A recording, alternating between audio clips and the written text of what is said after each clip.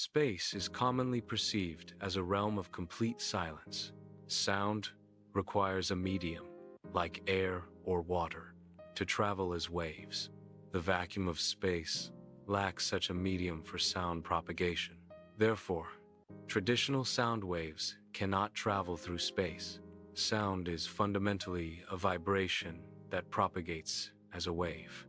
This propagation typically occurs through a medium, such as air, water, or solids.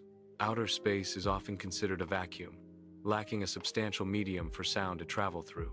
However, space contains matter in forms like plasma and electromagnetic fields.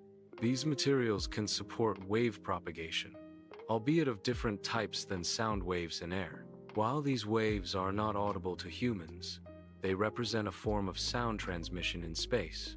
Scientists employ specialized instruments to detect space sounds. Radio telescopes capture electromagnetic waves emitted by celestial objects. Electromagnetic waves are translated into audible frequencies.